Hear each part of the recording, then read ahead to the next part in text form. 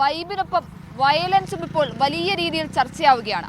ഇതിനോട് യുവാക്കളും അവരുടെ രക്ഷിതാക്കളും എങ്ങനെ പ്രതികരിക്കുന്നു നോക്കാം. ഡ്രഗ്സും കാര്യങ്ങളും ആണല്ലോ ലഹരി.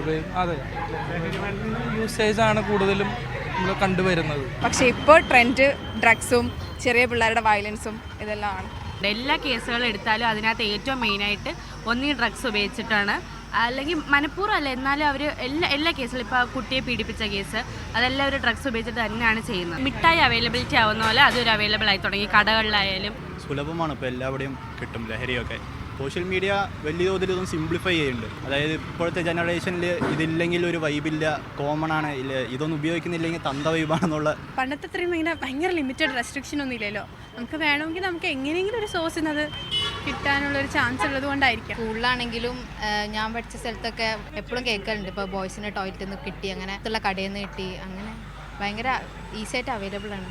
റീൽസിലൊക്കെ ആണെങ്കിൽ കണ്ടൻസിൽ നമ്മൾ നോക്കിക്കഴിഞ്ഞാൽ കൊച്ചി വൈബുള്ള സ്ഥലമാണ്. അതായത് ഡ്രഗ്സ് ഒക്കെ സുളിൽ കിട്ടും.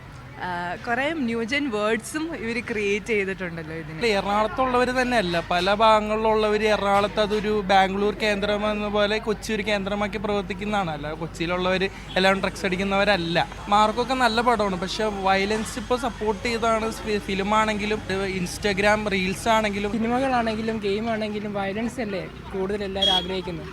അതൊരു ഹരമായി മാറിയിരിക്കുകയാണ്. ഇപ്പോൾ ഇറങ്ങുന്ന സിനിമകളിനകത്ത് എല്ലാം മെയിനായിട്ട് ഇങ്ങനത്തെ ഓരോ കാര്യങ്ങൾ കാണിച്ചിട്ട് ഓരോ ലൂപ്പ് ഹോൾസും അടയ്ക്കുള്ള വഴികളാണ് അവർ കാണിച്ചു കൊടുക്കുന്നത്. റിവെഞ്ച് എന്ന് പറയുന്നൊരു കോൺസെപ്റ്റ് ഇന്ന് യങ്സ്റ്റേഴ്സിൽ ഭയങ്കര കൂടുതലായിട്ട് ഇപ്പോൾ വളർന്നു വരുന്നുണ്ട്.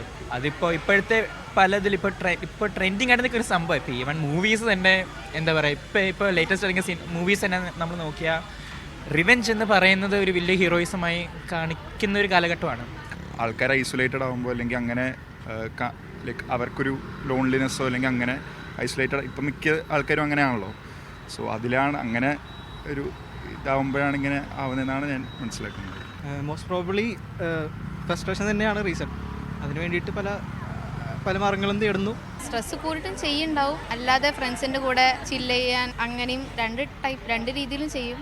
വെസ്റ്റേൺ കൾച്ചറിൻ്റെ ഓവർ ഇൻഫ്ലുവൻസ്, അതായത് അതിൻ്റെ നല്ല ക്വാളിറ്റീസ് ഒന്നും എടുക്കാതെ അവർ ഷോക്കേസ് ചെയ്യുന്ന കുറേ ഇപ്പോൾ മർഡർ ആയാലും അങ്ങനെയുള്ള ഒരുപാട് എക്സ്ട്രീമിസ്റ്റ് ആക്ടിവിറ്റീസൊക്കെ കണ്ടിട്ട് അതിൽ ഇൻഫ്ലുവൻസ്ഡ് ആയിട്ടാണ് ഇവരൊക്കെ ഇങ്ങനെ ചെയ്യുന്നതെന്ന് തോന്നുന്നത്. പിന്നെ പേരൻറ്റിങ്ങും ഇതിൽ വലിയൊരു ഘടകമാണ്. ഒരു മകൻ അച്ഛനെ വെട്ടിക്കൊന്ന ഒരു കേസുണ്ട്. അതിൽ ആ പേരൻസിന് അവൻ്റെ മുറിയിലേക്ക് എൻ്റർ ചെയ്യാൻ പോലും അവകാശം ഇല്ല എന്ന് പറഞ്ഞത്. അത് എന്തൊരു പേരൻറ്റിങ് ആണ് അവർ നടത്തി